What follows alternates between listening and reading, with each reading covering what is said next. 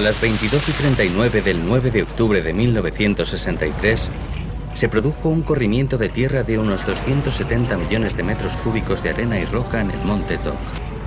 Aquella masa de tierra cayó en el lago artificial creado por la presa de Bayonne.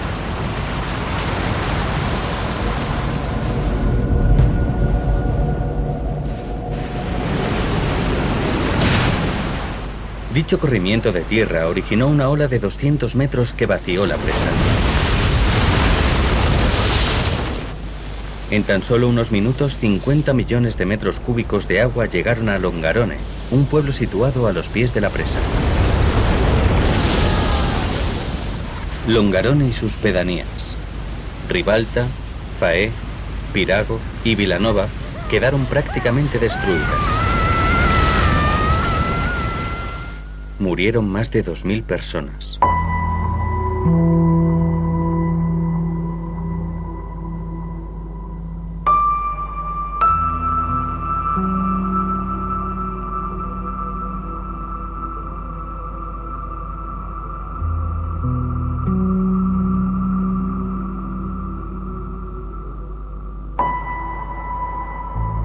Bayonne, el coraje de sobrevivir.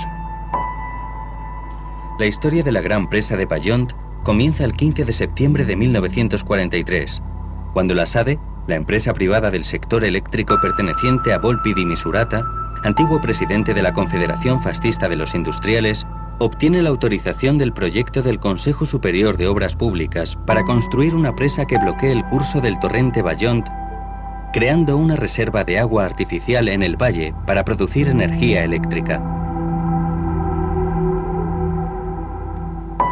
El 21 de marzo de 1948, el nuevo gobierno republicano confirma la concesión a la SADE, que en abril de 1957 presenta un nuevo proyecto mucho mayor que el anterior.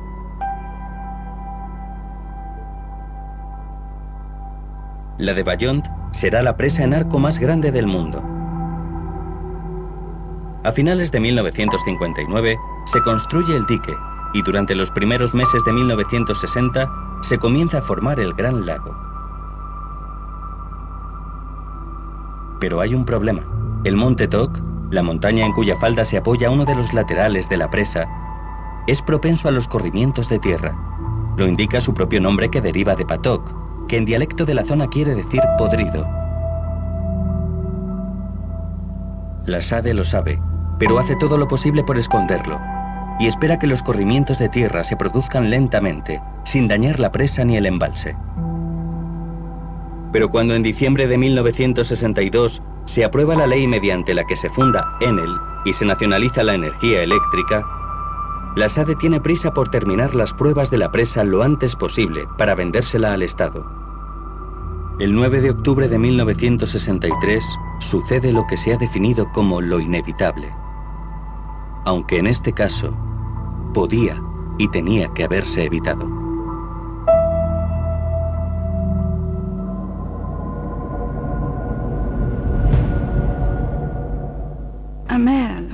Me dejaron sin los mejores años de mi vida.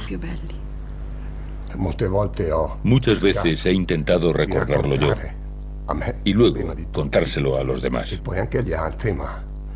pero no he podido. Mataron a 2000 personas y destrozaron la vida de los que quedaron, porque de algo así nadie se sobrepone. Cuando se vive un trauma tan grande, es difícil levantarse por la mañana. Es muy duro. La noche de Bayonne fue tremenda. Pero también los días, los meses y los años posteriores han sido muy duros. En estos 45 años, como se suele decir, he intentado pasar página en vano. He intentado cerrar el libro, cerrar la historia. Siempre he vivido día a día, porque no podía hacer otra cosa. Además, he pasado de una depresión a otra.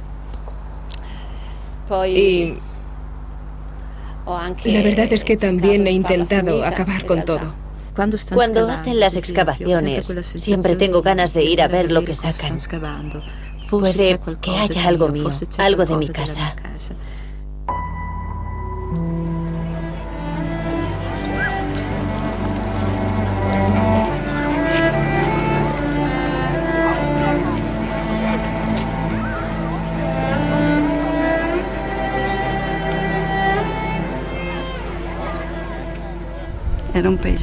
Era un pueblo especial.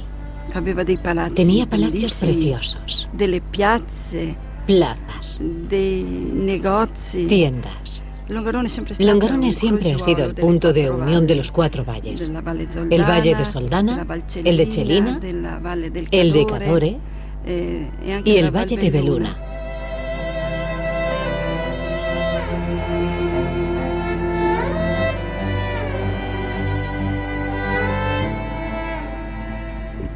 El pueblo era bonito.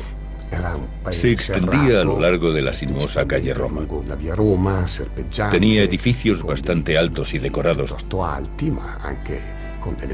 Así que creo que si hoy estuviera en pie, tendría un centro histórico precioso.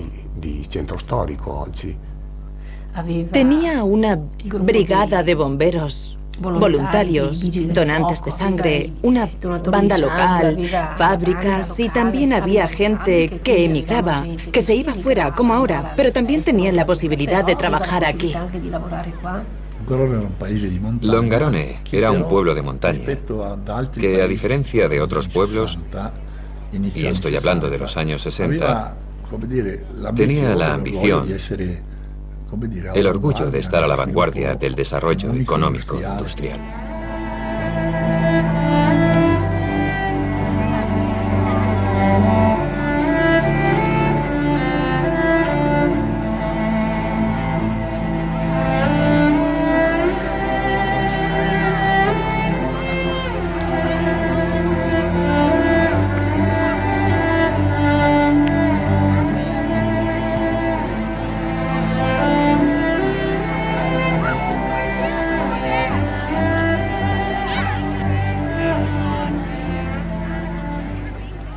En la fiesta que denominábamos Fiesta de los Árboles, una celebración en la que se reunían todos los niños, a mí me parecía que Italia estaba allí, en ese pueblecito, porque estaba enamorada de él. Estaba enamorada de sus casas, del pueblo, de su plaza, de su iglesia. Siempre he tenido la sensación de que era mi pueblo. Y, para todos, nuestro pueblo es estupendo, maravilloso. El valle está situado en la zona exterior de la región de Friuli-Venezia Giulia. Está lindando con el Véneto. La zona donde se construyó la presa está casi en el confín, y la cresta que hay detrás de la presa es la frontera entre 2 comunes, 2 provincias y 2 regiones. Erto es la sede principal, el núcleo del valle. Caso es la zona más importante del comune y está situado en la frontera del territorio, mientras que Longarone es una zona marginal.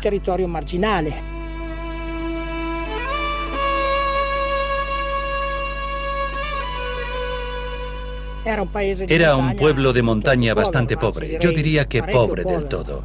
Igual que muchos otros pueblos de montaña, vivía de la agricultura, del pastoreo y de la ganadería. Había muchísimas vacas. Todas las familias solían tener unas cuantas vacas y eso les permitía ir sobreviviendo. Se puede decir que teníamos de todo. Teníamos una comisaría, una consulta médica, había barberías, peluquería, una carnicería, 2 hornos de pan, una tienda de ropa y 2 zapateros. Teníamos de todo.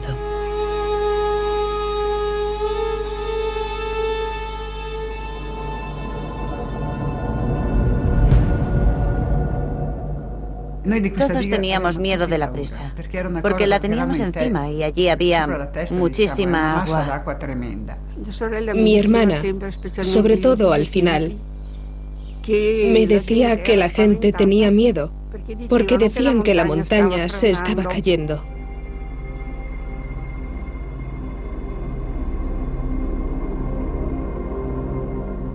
El ingeniero que se alojaba en casa de mi abuela, antes de irse, cuando terminó su trabajo, dijo: Señora Fosca, recuerde que la presa no se caerá porque está muy bien hecha, pero la montaña cederá y acabarán atrapados como ratas.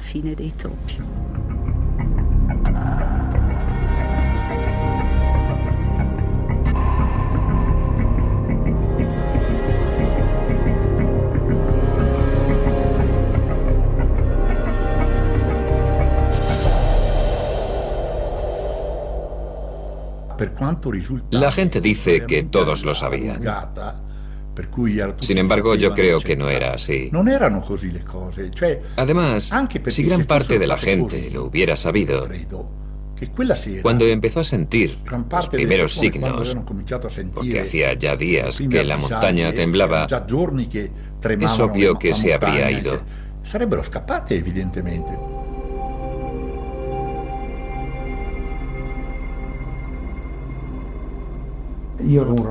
Yo estaba relacionado laboralmente con la presa. Tenía una carnicería y suministraba alimentos a los comedores de los obreros que hacían el dique. 2 meses antes, mientras le daba la carne a la cocinera, vi cómo se desprendía un trozo del monte Toc, que estaba justo delante de mí. Lo vi caer al lago y formar una ola que golpeó contra el suelo de la cocina. Lo que me alertó fue que un par de días después volví arriba para realizar el reparto de siempre y la cocinera ya no estaba. Había dejado el trabajo. Tenía miedo. La SADE intentó rellenar el lago 3 veces para realizar las pruebas pertinentes. La primera la hizo en el 59, la segunda en el 61 y la tercera en el 63. En abril del 63, pocos meses antes del desastre, la SADE empieza con el trasvase, tras recibir la autorización del gobierno, porque la intención era llegar a los 715 metros. Una locura, un crimen. Entonces el agua sube lentamente. El 3 de septiembre de 1963, el agua llega a los 710 metros, 10 metros sobre el nivel de seguridad. Y ahí empiezan los problemas.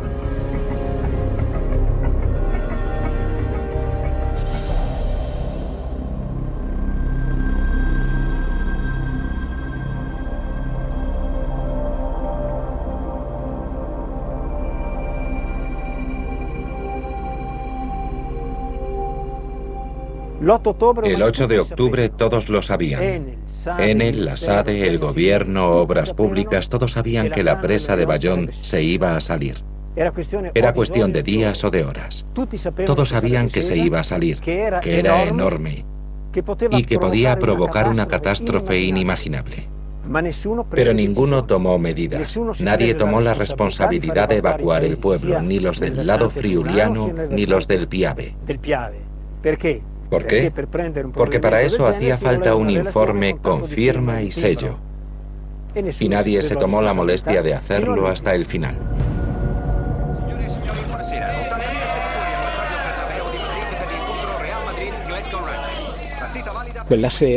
Por la noche yo quería ver el partido por televisión. En aquella época no teníamos televisión en casa, pero sí había en los 2 bares de la zona de Pirano. Le dije a mi madre que iba a ver el partido y ella se enfadó porque se quedaba en casa sola. Discutimos y al final yo cedí y me fui a mi cuarto. Después de cenar con mis padres y 2 de mis hermanos, me fui a casa de mi novia, que vivía en una de las pocas casas que quedaron al norte de